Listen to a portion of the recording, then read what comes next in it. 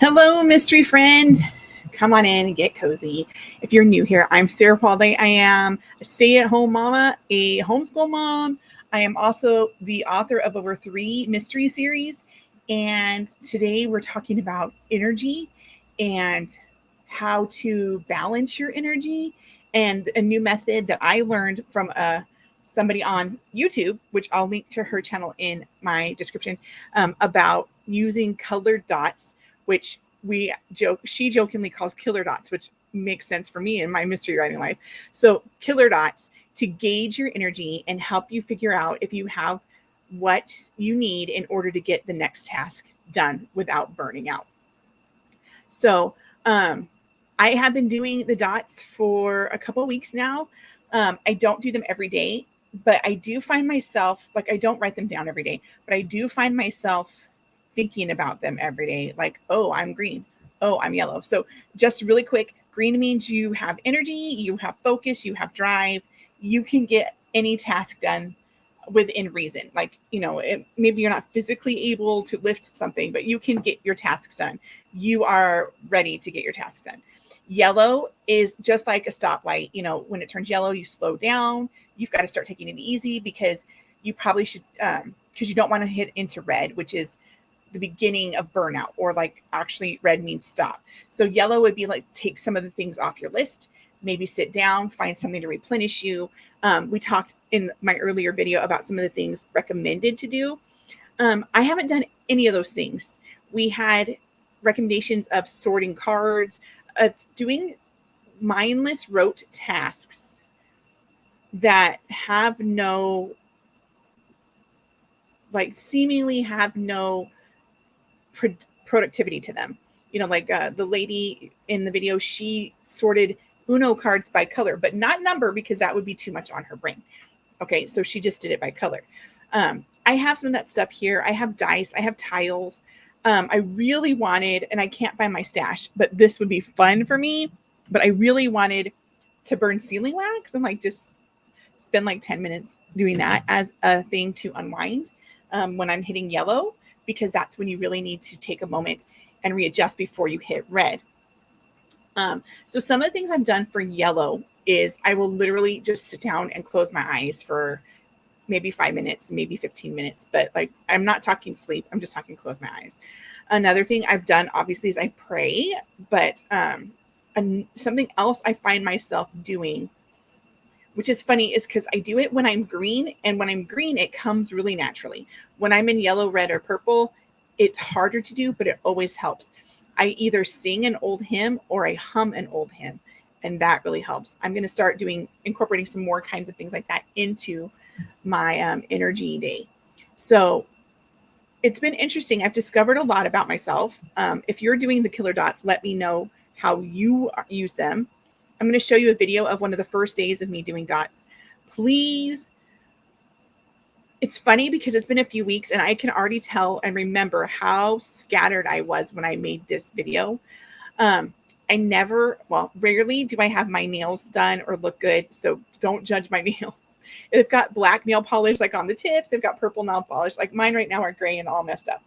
That is normal for me. It is not abnormal. What's abnormal is having them nice, because I just pick at them all day long. It's actually a stress reliever to me to pick on them. So I'm sure that tells you a lot about me somewhere. So I'm going to show you the video of me doing it for the first time, and then I'll explain some things that I've learned while I've been doing killer dots. Let me get up my screen for you so you can watch this. It's only like 4 minutes long. It shouldn't be too crazy. And I'll watch it with you and cringe because I cannot stand watching myself on camera. Oh, here we go. So here's my first attempt of, not my first attempt, but one of my attempts at doing the essentials. And this is kind of just a brain dump. It's just all the things that I need to do, things I want to do, things I want to do. It's weird because things like laundry and stuff, like actually folding it, it's clean, but actually folding it and putting it away isn't an essential right now because life is like it is. I mean, there's my weekly list right there that just kind of basically tells me the appointments and stuff that I have this week. And this week week is actually a very, very slow week compared to all the other weeks. But so my day to day, some of this I've already done. Like I've already taken my kiddo to work. I'm just about to take my husband to work. I've already done my Bible study for the day. I need to do my movement. Sometimes, if I'm cleaning somebody's house besides my own, I count if it's going to be heavy cleaning. I count that as movement because I'm just too thrashed by the time I'm done to do anything. If I have a grocery order coming, I have to start my oven. My oven is really slow to preheat, so I have to start it at a certain time. So. The video cut out, so I will delete the rest of this crazy silent footage for you. Basically, I'm just telling you what I'm doing, and that on another page, I'm going to list the things that I believe are essential and cut out the rest, and maybe get to the rest if I'm in green. Yeah, so you can already tell, I can already tell a difference in myself from that recording, and it's only been like 3 weeks. The other thing that I learned from that recording and from the weeks that I'm doing is that I'm too lenient on my dots. So green should be, I feel energized, I feel awake, I'm able to think clearly, I'm able to accomplish tasks. Yellow should be, I'm starting to fade, right? Things are coming more difficult to me. I'm sleepy. But I gauge my dots incorrectly because what I feel like is that I've been living in red for so long and still have to get things done that I don't really know what a true green feels like. Because though I've been running in red, and like burnout, purple, by the way, is like you are so burnt out, you're physically or mentally ill, you cannot get out of bed, you need care. Somebody needs to take care of you. Red is the step right before that. Red should not be messed with. Okay. But I've been living in, I believe, in red for so long and actively choosing to be content, to be grateful, to be happy in that moment, which I don't see as a bad thing. But what it's done is it's reduced my expectations, I guess, of what life could be. I don't know if that makes any sense. And I think I have some good reasons why I've been running like that for so long. Like we've talked about, having other people's essentials become my essentials is one really fast way to run from green to red, because you don't have time to handle your own essentials. And because of that, you are not being fed correctly. You are not being cared, like eating is just whatever is quick and easy.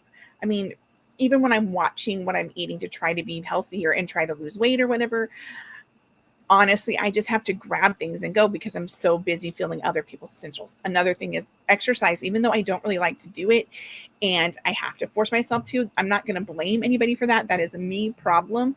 However, if I don't have time, it makes it that much harder to try to get motivated to fit it in. That's the same thing with writing and that kind of work related stuff. There is a part of my brain that I can switch on, which is kind of, I call it my more linear side, that I can do things like worksheets. I can do things like editing. I can do things like analyzing. I can make graphics. I can do all this stuff, but I cannot come up with new content, new ideas all at the same time for my writing, new sentences, that kind of stuff. So that's where I'm at. Another thing I've learned is that my brain, okay, so let's see if I can clarify a little bit. My brain, my body, and my emotions can all be different colors at the same time. And I think that comes from, just to be raw with you guys, I think that comes from disassociating from myself when things have gotten really bad. I think that comes from being red for so long that I will push that aside, the stress of that red, because I can't control that red. There's nothing I can do to control it. So I push it aside and choose to be happy anyway, which is good. But I kind of, instead of just going through it happy, I've kind of compartmentalized myself. And I think it's going to take a little bit of effort, like, and I mean a lot of effort actually, for me to unify myself again to be one dot, right? So I've had days where I've woken up and my body is a yellow. It's tired. It doesn't want to get up, but my brain is a green. And in fact, my brain is so alert and ready to do stuff, it won't let my body rest anymore, which is probably a trigger for something else. I'm pretty sure I should be categorizing that as something completely different. I just don't know what it is yet. So I have been working through this with a friend, and they've been doing the dots with me. And I've been talking to them about how it seems like I have disassociated so much that I don't know if I'm green, but because I feel happy, I'm like, oh, I must be green. But really, I'm so worn down that I've chosen to be happy, which is a good thing. But I've done it at the cost of being aware of what's really going on with me. I need to find a balance in between there. I need to be able to see, yeah, Sarah, you are completely stressed out. You need a nap. You need something healthy to eat. And you know what? You might have to make someone else get it for you. Okay. If that's possible. Because you're that burnt out. But you can need all that stuff and still be happy.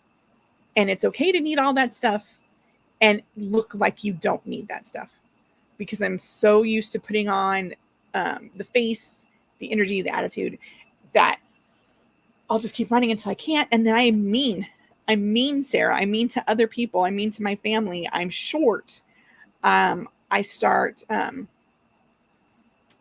having like fatalistic thinking where I'm always this stressed out, or I'm never going to catch up, and I start dooming myself because instead of being aware of my dots and choosing happiness anyway, I've I've segregated my dots, compartmentalized my dots to where I am like I have three different batteries, and I'm watching those three different batteries instead of being able to tell you, I'm feeling good today, but emotionally, I'm probably a red. I'm really overtaxed. I was around way too many people this weekend. And even though I have physical energy, I need to do things that don't include other people. And instead of just saying, yeah, because part of me is green and part of me is red, I'm probably on a redder side of yellow. I just say I'm green because my brain is okay, because there is a part of me that's okay, which is wonderful, because if there wasn't a part of me that was okay, I'd be purple, right? So anyway, that's some of the things I've learned by doing dots. It also has helped me see how much I am doing and cut myself a little bit of slack. And then also lets me see things like there are days in my life where there's nothing going on. Literally, there's nothing scheduled going on. Yeah, we still have to eat. Yeah, I still should probably exercise. Yes, I got to take my pills. Yeah, I should, clean up the house a little bit. But some of those, only like a couple of those are essential, right? So on those days, what I would normally do is shove everything I've missed into those days. Well, if I've looked back at my week and I've noticed I've had red or yellow as a theme of that week, I've been instead going, I'm not doing anything today. Nothing is essential. My Bible study is essential. My pills are essential. Movement, it depends. If I can do movement for fun, like if I can go swimming or if I can go dancing or do something like that, then let's fit movement in. But instead, I'm going to like nurture myself a little bit more, as in I'm not going to add decluttering the garage on this week because I know it needs to be done. I'm not going to add it on when my week was already run down, because that will just set the next week up. It will set future Sarah up for failure. And I want to be kind to her. So if I'm being kind to future Sarah, yeah, I still might go do the dishes, but I'm not going to tackle huge tasks that future Sarah will have to finish, because present Sarah is already worn down, if that makes any sense at all. So that's what I've been doing with dots. I wonder if you've been using the dots, what you use to gauge your energy. Do you gauge your energy? Have you ever gone through burnout? Let me know in the comments. If you've gone through burnout at any time, what got you out? What helped you the most to recover? That would be the best thing to share, because I know that would benefit me, but I'm sure it would benefit somebody else who is watching. And that is it for now, other than to tell you, shifting gear to book life, I do have a new book coming out in just a few weeks. It's book 2 in the there we go. In the Massage and Murder Mystery series. It's called Under Acupressure. So at the moment, book 1, that way, is on sale on ebook for like 99 cents. Go snag it, catch up before the book 2 comes out. It's also on audio for only $1.99. I'll put the link down in the description so you can go get this audiobook for $1.99. My narrator, Emily, is amazing. I think you're really going to like her. Until next time, God bless you, stay cozy, and bye. She slowly exits the screen.